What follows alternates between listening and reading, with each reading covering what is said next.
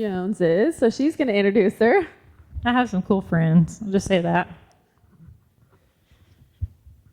So our topic is on body image, as Tia mentioned, because we are females. But in all reality, like our bodies go through so many changes as females. You go from puberty to first pregnancy to postpartum to second pregnancy to postpartum and so on and so forth. And then you stretch, you shrink, you stretch, you shrink, you stretch, you don't shrink. Can I get a witness? And then just the mental battle that we go through is unique. Pair that with our culture and the expectation that they put on us, and it's just a heavy load. So I've asked Miss Ellie, who is one of my dear friends, to come and address this topic. She is a mental health counselor. She focuses on body image and eating disorders. She's a researcher, y'all. She's smart and has done a lot of work in this area. She's worked in residential settings. She currently owns her own private practice and works with people of all types with different body image struggles. She has authored a book on body neutrality, which I think is a really big deal because she's also a mom and has 2 little boys. And yes, we met from our husbands who became best friends in law school, and they are really sweet buddies. They actually hung out yesterday, which is really cool because they live in Fishers. I don't get to see them a whole lot, but then they worked at the same firm after law school. But fun fact, she likes to run. She is running a race this weekend. I think it's really cool. She likes to garden, and she met her husband through debate in school. And do what? And they still debate, yeah. I think it's funny being married to an attorney just because of their minds and how they work, and then being a therapist and an attorney, and then I can only imagine because she's got a little more like umph in her. I'm a little more like, okay, that's a good point. She's a little more like, no, but this is like, no way. But anyways, I know she's led of the Holy Spirit. She's been praying for today, and she just has a word for us on body image. So welcome, Miss Ellie Clark.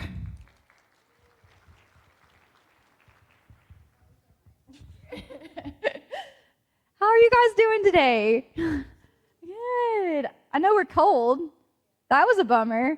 I know everyone had to get their winter clothes back out today. My kids are wearing football clothes because that's what they like to go out in. But yeah, Haiti was so kind. That was such a sweet introduction. I am from Fishers. That's where we live. If we lived like 20 minutes closer, we would come to this like every week. This is so cool. What you guys have done with this, getting to drop my kids off and then sit down and drink coffee and eat yummy food that you all made. Thank you for cooking. For all the different ages of moms here. I know even the one time I came, I benefited from like there's grandmas here and young moms here. That is so sweet. I hope you guys know what a blessing this is. I loved getting to be a part of it once and getting to be here today with you all. But yeah, my name's Eleanor Clark. I run an eating disorder and trauma counseling and nutrition practice in Fishers and Anderson, Indiana. My office is in Anderson. But I started my career in eating disorders back in 2020. That's when I graduated with my master's. It was a terrible time to graduate, but no one was hiring. No one was hiring. It was awful. And I kind of thought I was going to have to work. Actually, the only job I got offered at first was at a prison. And it was like, I was really scared to take that job. And then the day I was like, I guess I'm going to have to accept this job. I was a tech at an eating disorder treatment center called Selah House. It's the only Christian eating disorder treatment center in the Midwest. I was a technician there through college, through grad school. And the director pulled me aside and was like, we've had so many new patients because of COVID, and we're going to hire you. Could you work here?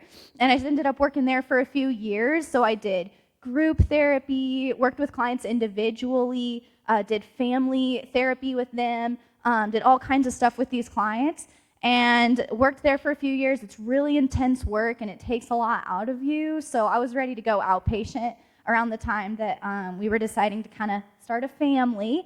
And at that point, started my own practice a few years ago. That's called Honeycomb Counseling and Nutrition. It's based on the Proverbs 16:24 verse. Gracious words are a honeycomb, sweet to the soul, healing to the bones, which is so perfect for what we do in our practice. But yeah, when I worked at Selah House, I think because I had my own experience with an eating disorder, with body image, and I had to go get, a higher level of care help at a treatment center too, that I had this kind of arrogant attitude that I knew everything about body image, and I had experienced the worst of it, surely, so I was going to be able to help everybody because I knew everything about it. That was kind of my attitude at the time. And then I worked with these clients and realized I actually, as agonizing as my own was, I really did not have any grasp on just how much suffering some of these girls and women were experiencing living in their bodies every day. So when their top requested topic is always body image, I did kind of what everyone was doing at the time and started looking into body positivity, which I'm sure you probably all have heard of. It was kind of the prevailing approach at the time. So I started kind of trying to use that with these clients, and just a couple groups in realized that is not getting us anywhere. This is not helping anybody. No one's feeling understood. No one's getting any better. So kind of started from the ground up, learning what do these girls actually need? How do we get like sustainable, lasting relief from negative body image? And that's kind of what I want to share with you all today. Not so much like a how-to and strategies, because we have so many resources for that now with like ChatGPT and social media to give us little like what to do in a bad moment, things like that. I want to actually kind of zoom out and give you guys more of a mindset shift and a perspective change so that we have a foundation for you to use to then implement some of those strategies and stuff with yourself, with your kids, whatever, okay? But I want to start with just like what body image is, okay, and going from there. So body image is just the relationship that you have with your body, how you see yourself, how you feel in your body, and it's got 4 parts. And usually we only look at one of these parts, not on purpose, but usually we only look at the first one, perceptive, okay? That's how we see ourselves. Like when you look in the mirror, or you pass yourself in a reflection, or you see a picture of yourself, that's perceptive. That's how you see yourself. Cognitive are the thoughts you're having about your body, not just the way it looks, but just about your body in general. Affective is the way that you feel in your body emotionally. And then physically is how you physically experience your body, your functionality, your mobility, how you experience your body every day. That's the physical part. And I realized, that's why body positivity doesn't work. It only addresses perceptive. It only looks at how we see our bodies.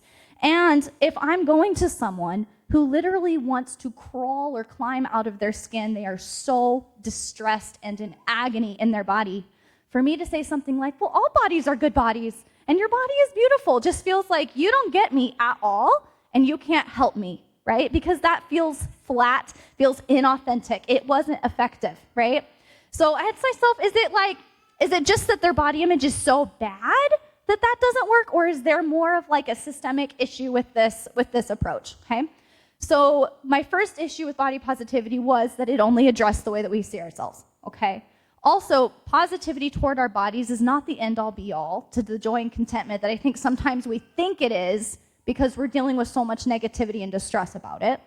There's also no space in body positivity for the very real and normal and authentic experience of sometimes just having some negativity towards our bodies, because they're flawed and human, and they're not going to be perfect, and they're not going to always meet our needs all the time. And that can coexist with having a good body image, and we don't have to love it all the time. It's also just outlandish and unattainable for most people to just be in love and positive toward their bodies all the time. That's not super realistic. But the biggest issue with it that I kind of saw was actually very obvious in these clients who were, these girls are hospitalized, right, for their body image and eating disorder issues. It's based on the same obsession and reinforcement of the way your body looks that hating it is. So all we're doing is swinging that same obsession from negative to positive. And most of these girls, they don't understand that they're even in an unhealthy body. They think they've achieved like the best body by being in a hospital setting for their eating disorder. They have positivity toward it sometimes in that moment, but they're dying of an eating disorder, right? So it's not going to be a way to have sustainable, lasting improvement in the way that you see yourself. So we kind of had this conversation in one of our groups of, do we want to simply shift our body preoccupation from negative to positive, or do we want to let go of that body obsession all together.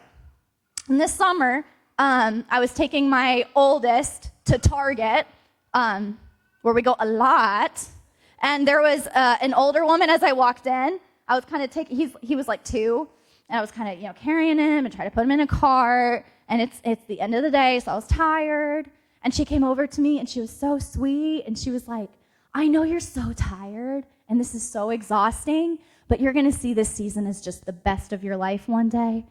And it was and I cried, because I always do when someone says something like that. And then that night, though, in the shower, where I do all of my best thinking, when I was doing that, it kind of struck me like that's kind of what we do with our body image too, is we'll be in this season of just negativity and hating our body. And 10 years from now, we're going to look at that body and say, what was I thinking? Why was I so negative about that body, right? We have a completely different experience of that body, but we don't consider that we're probably going to do that in 10 years from today too. We're probably going to do that in 10 years. I'm going to feel differently about this body in 10 years. And it got me thinking, like, how would my 80-year-old, 90-year-old self experience this 30-year-old body? How would she see it? If she got to live in it for a day, what would she feel and think and see about it, right? And I think that's kind of a little bit of a description of the body approach I really like, which is body neutrality, okay?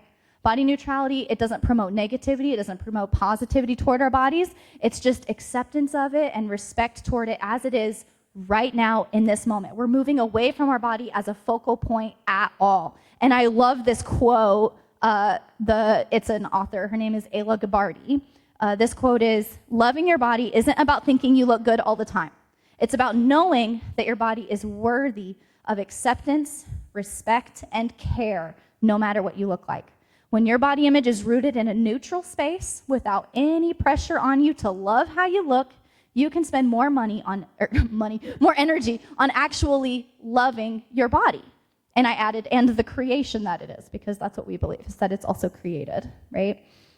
So going from here, if we have this perspective, establishing a foundation of my body is not for appearance, right? It's an instrument, not an ornament. If I shift to that mentality, how do I then approach my life moving forward so that it's not going to be the focal point of my life anymore? And this kind of brings us to a conversation about neural pathways, which we were actually talking about at our table right before I came up here, which is funny.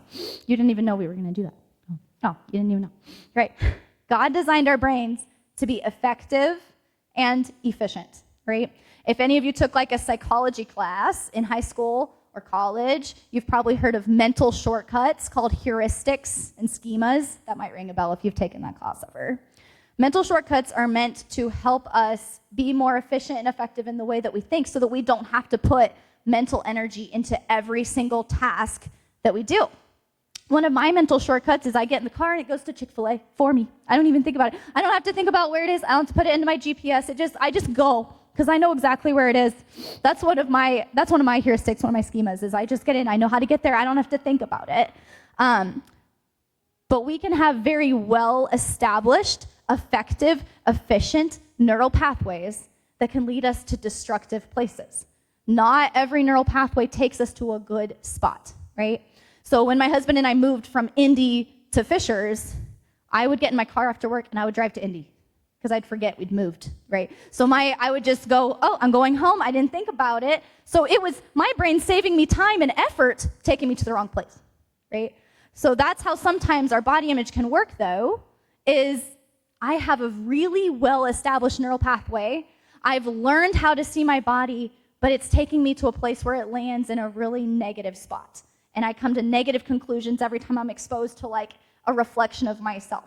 Or every time I see a picture of myself, I have an automatic thought that really isn't helpful to me, okay?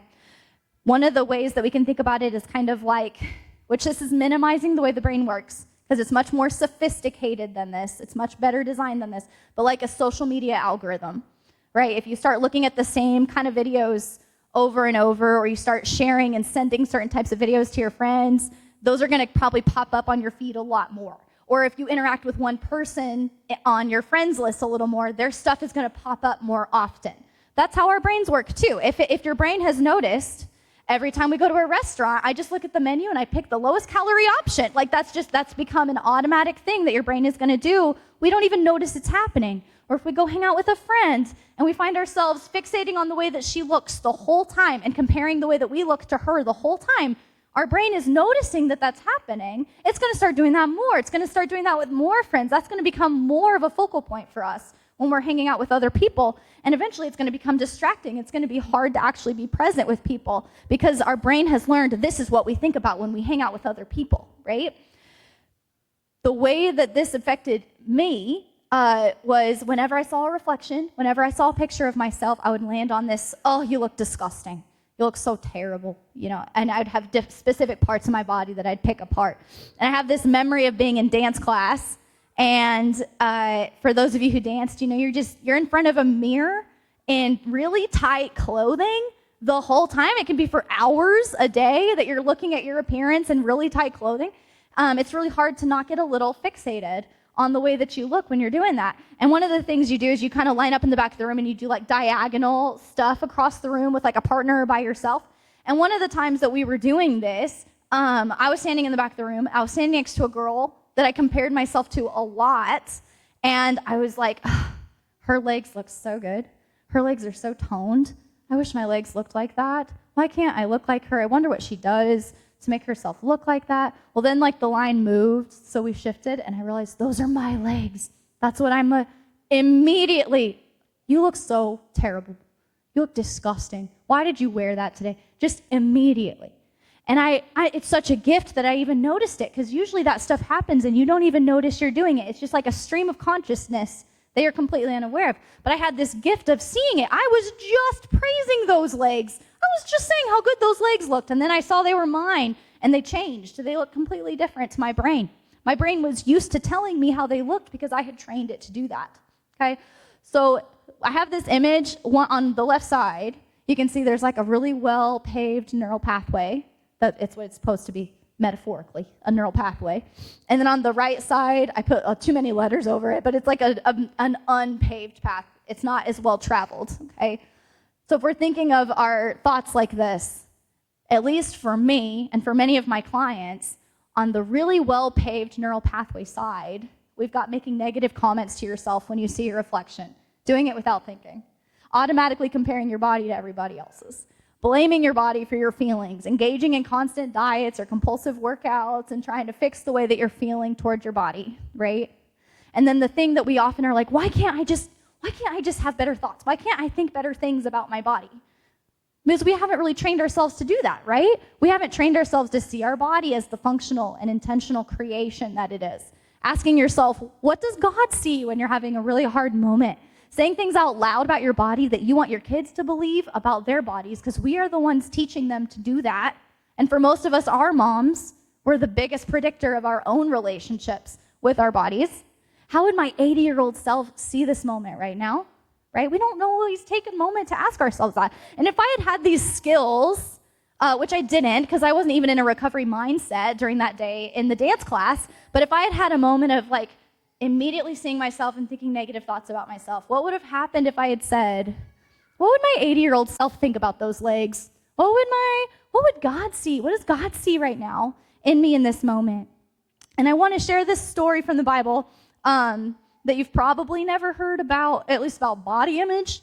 Probably not. It's a war story. I've never heard it about body image, but for me, it was so powerful, speaking to how I relate to my body and what worked for me with finally getting to a recovery place. So it's from 2 Kings 6, okay? And in this story, Israel's at war with everybody, and one of the people they're at war with are the Aramites.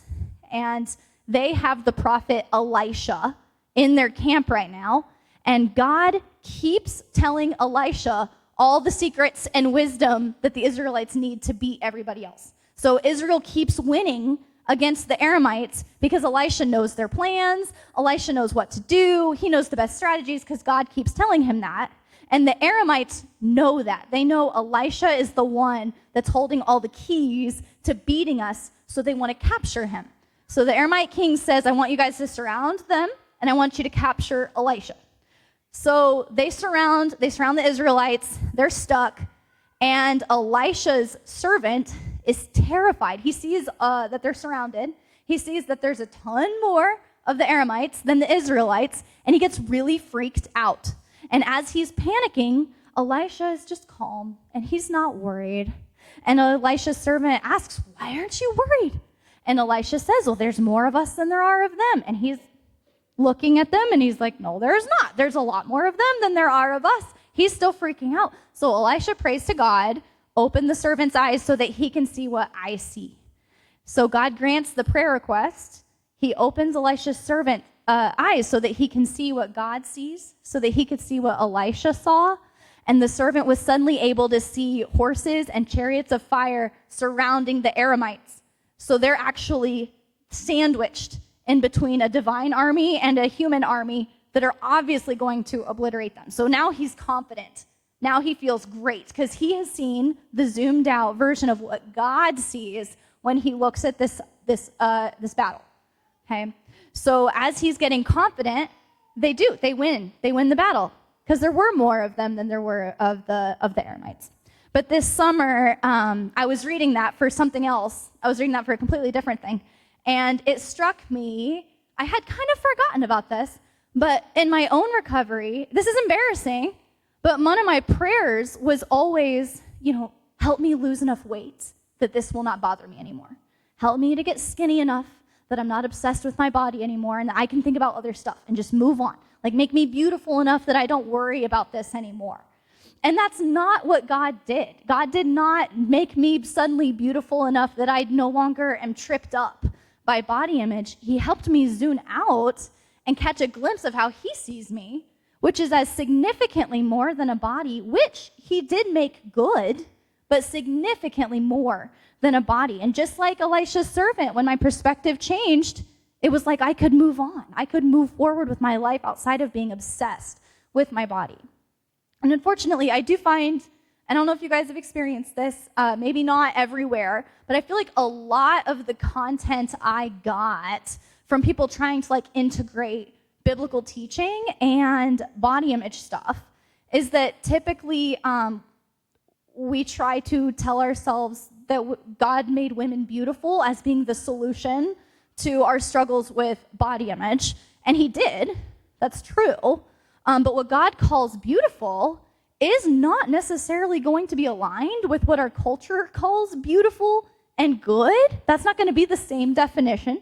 And that sometimes we make the mistake of trying to match God's perspective of beauty with whatever America's most recent nasty beauty trend is, and thinking, well, how can he call me beautiful when I don't look the way that America is describing beauty right now? And it's because they're not the same. He's not limited to that. One verse I've heard used in this way is 1 Corinthians 6:19. Do you not know that your bodies are temples of the Holy Spirit, who is in you, whom you have received from God? And I usually hear that as see, you're a temple. You're beautiful. You're perfect the way that you are. I don't know that it's saying that because we're not. But it's saying your body is a temple. Take care of it, honor it. And that's true, but a temple is where we worship God. It's not what we worship. It's not supposed to reflect our own beauty or our own significance. It's supposed to reflect God's. And I think we completely miss the point by trying to put the emphasis on the body when we're interpreting that verse in that way. The verse is only partially about our bodies. It's about God, the gift of the Holy Spirit. Our bodies are spiritual beings which crave and worship God, and our bodies reflect the glory of God. I think this is reiterated in Hebrews 13:14. For this world is not our permanent home. We're looking forward to a home yet to come. And Philippians 3:20. But our citizenship is in heaven, and from it we await a Savior, Lord Jesus Christ. My experience of integrating what the Bible says about our bodies and how to steward them with how to live inside a body that is both a beautiful and functional creation of God's, and it's also a flawed and broken human body living in a sinful world, is that typically even I do this, even my own attempts to make peace with my body are way too focused on my physical earthly body. And the verse I constantly come back to in my clinical work and in my personal experience with body image is Matthew 6:25. And I'm going to read it. Therefore, do not be anxious about your life, what you will eat or drink, or about your body, what you will wear? Is not life more than food, and the body more than clothes? Look at the birds of the air. They do not sow or reap or stow away in barns, yet your heavenly Father feeds them. Are you not much more valuable than they? And which of you by worrying can add a single hour to your life? Look at the lilies of the field. They neither toil nor spin. Not even Solomon in all his glory was arrayed like one of these. And if God so clothes the grass of the field, which today is alive and tomorrow is thrown into the fire, will he not much more clothe you? And in verse 33, it says, but seek first the kingdom of God and his righteousness, and all these things will be added to you. My personal application of these verses is to take care of my body while knowing that my life is about so much more than my body, and my body lives as a functional vessel to do what he's called me to do. It's significant in that it holds who I am, but it is not who I am. But for holding who I am, it does deserve respect and compassion. And it feels parallel to how my house, my physical house in Fishers, is also very significant in that my family, we live there. It keeps us safe and healthy, and it gives us a place to be together. And it's not who we are, it's just where we live. Our bodies are very much parallel to that. Okay? Yeah, thank you. Yeah. All right. I have been praying about this a lot. I've been thinking about you all a lot. I really feel like, especially as moms, we sometimes deal with the impacts of what motherhood has done in our bodies and don't see it as the awe-inspiring, incredible thing that it is, even when we're not actively birthing children or feeding them, that our bodies produce life. That's what they're designed to do. And we limit their capacity to what they look like, because that really is what we're kind of taught to do and told to do.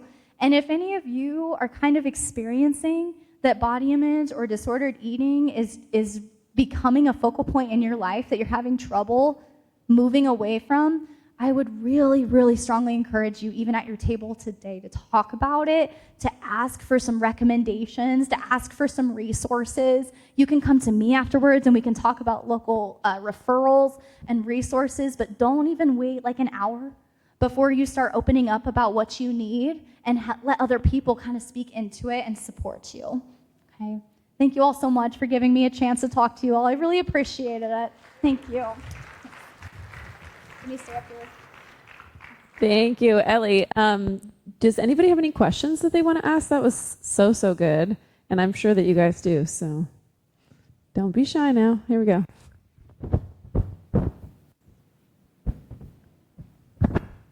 So you have 2 boys, right?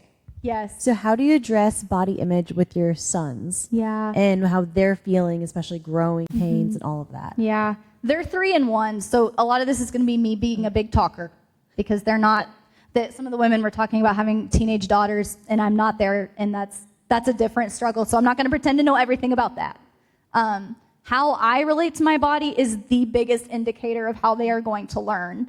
And their dad, them watching us talk about our bodies and engage with our bodies and take care of them is going to be the biggest indicator of how they learn to talk about their bodies and live inside their bodies too. Potty training, teaching them anatomy, all of those things are very correlated and involved in how they see their bodies. But especially as they get older, and for daughters, like talking about your body as a functional and positive thing, and using anatomically correct language, and really building up confidence around the way that their bodies work, and knowledge is power, helping them to understand it the best. All of those things are going to be very directly tied to how they learn to relate to their own bodies. Thank you. Yeah. So good.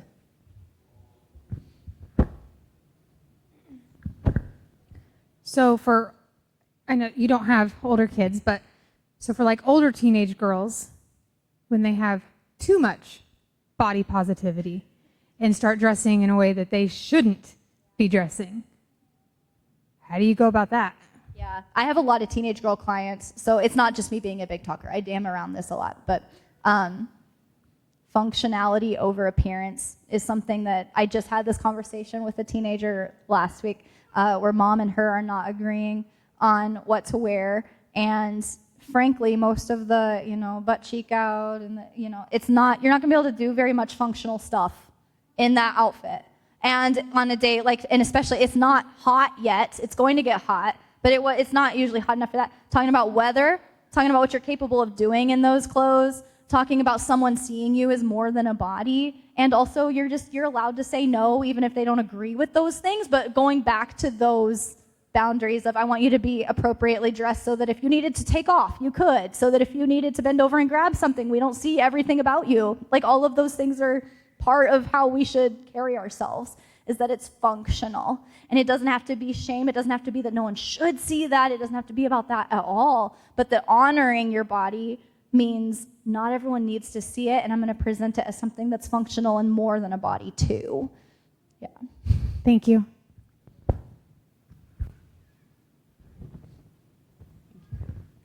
Okay, so we live with my mother-in-law, and so I can always control what she says. And so she is constantly talking about her own weight and losing weight, and just talking about other people's bodies seems to be something she thinks is okay. Yeah. And she's mentioned things to my 7-year-old son about his body. She even weighed him once, and I was like, we don't do that. I was like, he doesn't need to know how much he weighs. You don't need to know. He's healthy. His doctor says he's fine. Back off. But like, I don't know how to, when you can't control that and they're hearing other people talking about that, like how to keep him from like allowing that to bother him, because it was bothering him. And there was a kid at school that picked on him and called him fat. And I'm like, they're in 1st grade. And so it was really upsetting to him, and he didn't want to go to school because it was hurting his feelings. And then he hears grandma talking about these things. I don't know what to do so that he doesn't think about that so much. Well, no, you're spot on. You're told you're doing more than most by noticing it and saying something needs to change. This doesn't feel right. Honoring that feeling. We're not going to escape people like that. Those people are going to be in our lives. And at the same time, controlling it as much as we can. Like, you're spot on. I don't want that to be something that he has to deal with in our own home. That's my boundary. We're not going to do that. But telling him it's really sad that grandma still sees her life that way. That grandma is at this age where she could be, her life should be about so much more than that. And I'm sure it is. But that's still such a focal point for her. Mm-hmm. And teaching him that's really sad. That it's such a focal point for her that she's projecting it onto you. This is a problem for her. She's taking it out on you, right? She's putting all of her insecurities on someone else and making it not his problem. This is grandma's problem. Of course, as far as like, this feels like more of an even interpersonal problem than like a body image problem, because one of the things that we want to do is just knock it off. Like, we don't talk. I've had that conversation with people in our lives. Like, you can say whatever you want. Please don't say it around my kid though. Like, just save it for when he's not here. He picks up on it. He hears you. He knows that now there are good bodies and bad bodies, and my body might be a bad body. They pick up on that quickly. So you're spot on. That needs to be something that stops. And it might be more of an interpersonal conversation than even like a body image thing. But for him, teaching him that it's sad for people that make that a focal point. It's not a good thing. It's not a normal thing. It's something that we're not doing in our family. I appreciate that, because it's hard, because I have the same. Yeah. I heard that all growing up, like, you're overweight, you need to lose weight. And so like, I don't want that for him. So thank you. No, that's excellent. And it sounds like he won't because you're a good mom. Kind of going along those same lines, but in positive like comments, like, oh, you're, just like commenting on someone's body in a positive way, it's kind of rubs me the wrong way too. Yeah. Like, so how do you, it's like, oh, well, I was just trying to be nice, or I was giving a compliment, like, draw that boundary. It's hard. It feels like, especially when body image is like an insecurity for us, almost any comment it can be like even a backhanded compliment, right? So if you think it's, which I say never, I'd say don't ever comment on people's bodies beyond, like, if someone's in recovery from something, I can tell you have more energy. I can tell, noticing some of the positive impacts of maybe good decisions that they're making. But I would stay away from any comments. If they're making comments about your kids. About your kids. And teaching, a lot of that is like, your kids are going to hear that. Like, that's not something we can control. My kids hear it. I hear it. And I've misinterpreted them. I know that they probably will too. But if they have a foundation at home of people will make comments about your body, they shouldn't, and we don't do that, But it doesn't mean that your body is the most important part of who you are. And I love who you are and building up like their attributes and their character traits. But the reality is, if it's someone you can set a boundary with, I would recommend doing that in a kind way. And like they're trying to be kind. They don't need to be like talked down to. Like they're trying to be kind. But setting a boundary of like, yeah, we just don't talk a whole lot about bodies in our house. We try to focus on other things. At the same time, I don't think it's a bad thing to have like comments where you look beautiful, you look so handsome. That is not bad. But if we're making specific comment, if we're doing things that are kind of like very focused on the way the body appears, it's so easy for that to be misconstrued. But that's our job as moms.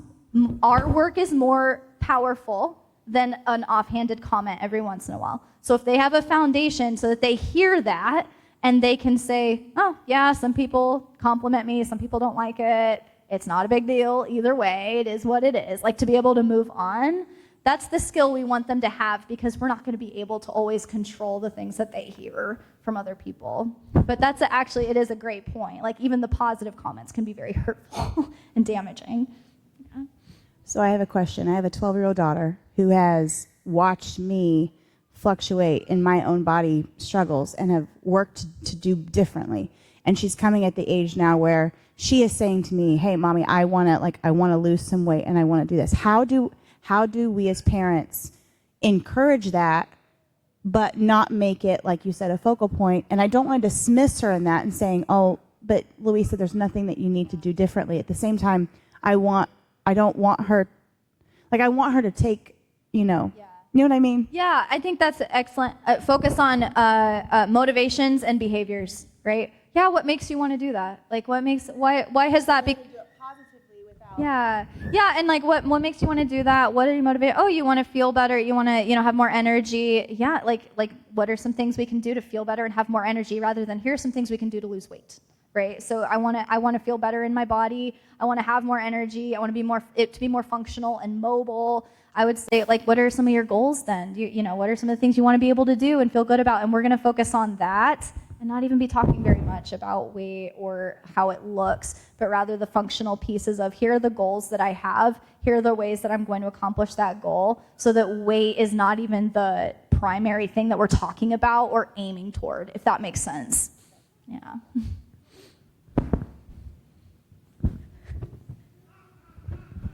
I'm sorry. So what are your thoughts on, for teenage girls who have bigger attributes, I would say, and they want to try on something that all the other girls can wear, but they specifically shouldn't be wearing that? And how do you go about saying that without, hurting their feelings or however? Yeah, I wouldn't even say it's because you have bigger attributes that you can't wear that. Like that's not even the angle I would take. Is just they're allowed to wear it and you're not. Because if we make it about like they're allowed to wear crop tops, but you're too big for a crop top, that's not the right like angle or attitude. And it's teaching them that certain body types are allowed to wear certain things, and I'm not in that body type, so I can't wear certain thing. But rather like, well, we don't show that. We don't reveal that. We don't have that out. And it's possible that someone can wear that and it's not inappropriate. But we don't need to even say that. Just like, well, if we don't show that, we're not wearing it. And I would just leave it there. If she has other questions and she wants to have like a thoughtful, sweet conversation about it, I would even separate it from that. Just like we can talk about body image, we can talk about our boundaries for clothing, but I would even try to get it out of the specific conversation that's probably going to be heated, where she's asking to wear something and you're saying no, and she's asking why. You don't have to you can express the reason. The reason is I don't want that showing. I want you to honor your body by wearing something else. It doesn't even have to be more specific than that. Yeah. Perfect. Thank you so much. Yeah. Anybody else?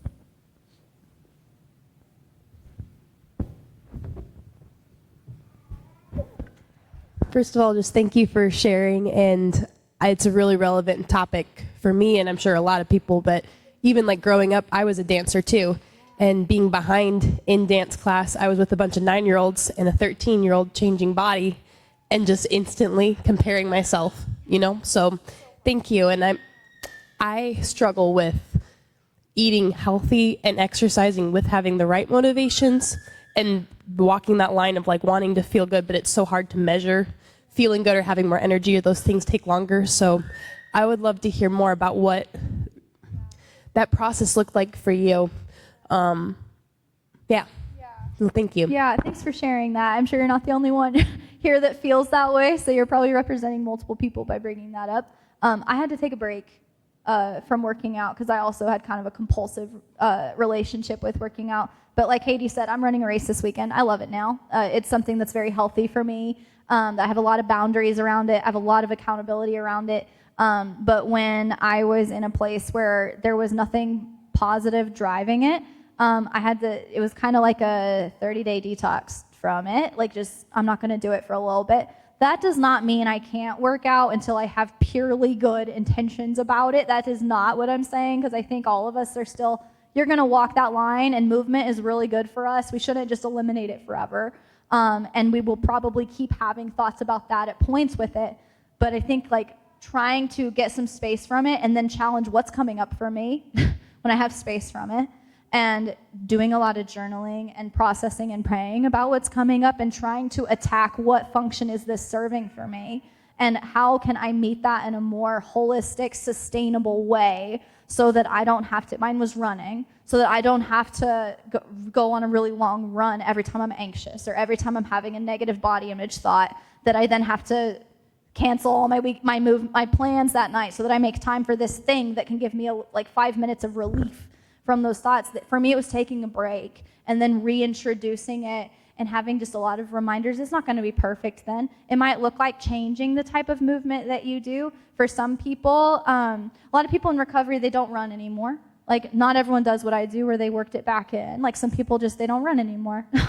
Or like do something completely different that's not so focused on numbers or distance or things like that.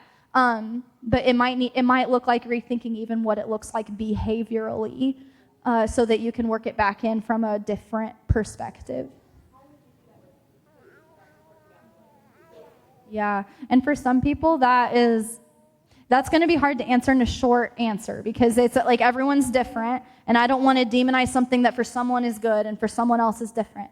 But if you find that food is becoming really a fixation, or something that you're having trouble not thinking about, and it's become more energy sucking than you feel like is probably healthy or normal, I recommend looking at intuitive eating.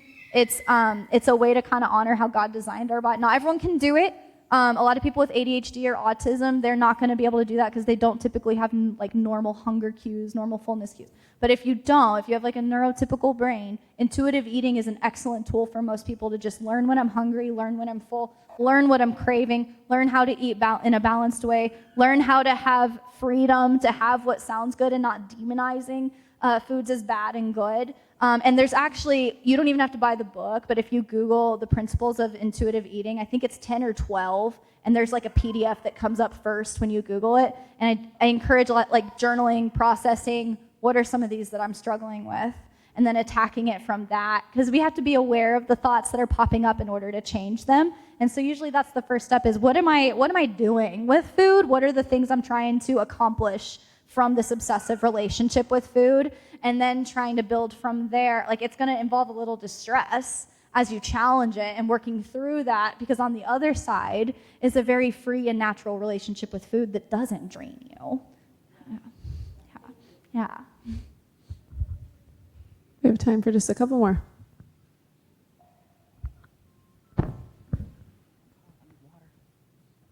Oh, sorry, I hold you.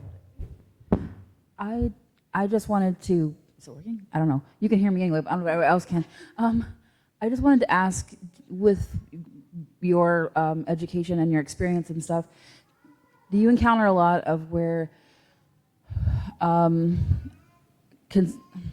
lot of times I don't know how to say this because obviously it's not all the time, but it seems like a lot of times that the driving force behind us being negative toward our bodies can be that there is pain in other parts of our lives, and we can feel like it's sort of a area we can control, if you will. We can sometimes take it out on our bodies because I can't think of how to verbalize it right now, and I'm sorry about that. But I grew up in I have 7 sisters, and I know this doesn't only affect women, but obviously we're talking about women in this case. But and a lot of us really struggle with body image, and to this day even have unhealthy issues with that kind of thing. And I see a lot of it being connected to where there's a lot of emotional pain and things like that. And I was just curious about, you see that a lot with... Yes. Yeah. Yeah, starting at like, what can toddlers control? What they eat and where they pee. And that's what they will use to manipulate us, right? Is like what they eat and where they pee. There are very few things that we have full control over in our lives, and food is one of them. Food is one of the things that we can control. She was asking if you have pain in somewhere else, can that like be projected onto food, and what to do if like emotional pain seems to be affecting your relationship with food. And yeah, I didn't talk about food as much today. Eating disorders are almost never about food. That's almost never the problem. That is the symptom of something that someone is dealing with underneath, right? Trauma or lack of control in their lives. Usually a kid, especially eating disorder, starts when there's a huge transition going on in their world. That's when food issues start popping up. It's not because sometimes there was a comment made, or there was something that rubbed them the wrong way, or it's just enough exposure to something affects the way that they want to look. Usually that's just context, though, for then something to kind of propel them into a disordered relationship with food. And adults are the same way. If we're dealing with pain here, and I feel very out of control and like nothing is up to me anymore, trying to impact my body with the way that I'm eating or exercising, it kind of makes sense. And for some people it works short term. Like it's not stupid, it makes sense to try to use something that actually is making me feel better temporarily. It's not sustainable is the problem, and usually it's going to lead to more problems than solutions.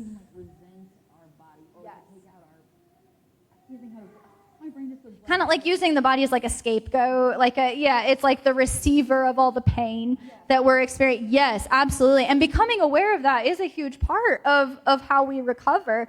So like if you're like a client in my office, we're gonna spend about 20 minutes talking about the food stuff you're dealing with, and then the rest of it is gonna be what else is going on and when did this start, and learning everything else that's going on underneath it, because the food is gonna naturally, for me, like the food naturally resolved itself as I kind of worked through some of those foundational problems and like pulled out the rotten stuff, replaced it with that. That's going to naturally solve a lot of the eating issues. But you're spot on that it's directly correlated.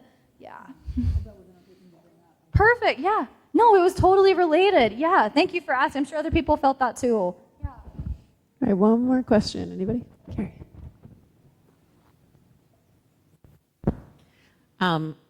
I have 3 daughters, and 2 of them struggle with actually gaining weight, which has created a negative self-body image. A lot of it through doctors getting on their case about not eating enough food. How do you address that when it comes from a negative body image because of what medical staff has done? Yeah, you're allowed to tell the doctor not to bring it up. And if they cross that boundary, you switch doctors. We've done that. We've done that. I've done it for myself. And you are also allowed to not stand on the scale yourself. Like unless you're going to need a medication, unless you're going to need something that directly relates to your weight, especially if you're someone that's there a lot and they've got a recent weight, or they can ask you a more recent weight. If they need a specific one, you can do a blind weight, you can stand backwards, and you can ask them not to put it on paperwork, the discharge paperwork, as they leave, but reducing their exposure to it at the doctor. I will say we do expose to weight in our house because they will see their weight, and it is not an inherently negative thing. Like the number of pounds you are is not an inherently negative thing. So in our house, I don't demonize. If they want to stand on the scale and it's fun, it's like funny to stand on the scale at the doctor's office, they get excited to do it. There will be a point where they probably have more anxiety about that, and at that point is when we're just going to limit it, but we're going to emphasize but it's not a big deal. Like it's just the number. It's like, how tall are you? How much do you weigh? It's not a big deal. But especially if it's already become a fixation, we're just not gonna expose to it. And if you've got a doctor that isn't respectful of that boundary, especially if they're minors, they don't need to see it at all. It can be told to you. It can be put on their medical charts. They can still have all that information without your daughters ever needing to see it. And they don't need to talk about it in front of your daughter either. Yeah. And it is a problem. Yeah. I always tell people you're paying for a service. So if you were paying for a service anywhere else, you'd have no problem speaking up and saying, no, thank you. So just know that you are paying them. Yeah, your copay is too much for them to disregard your that boundary. is And if they correct. lose enough clients over it, maybe they'll finally stop. That's what I right. think. Well, we're going to dig a little deeper into this at our tables. So within the safety of your tables, you guys have some discussion questions to tackle. But first, can we please thank Ellie? That was just so great. So good. Thank you. Yes, that's fine. All right, I'll be back when it's time to transition to prayer, but enjoy your table discussion.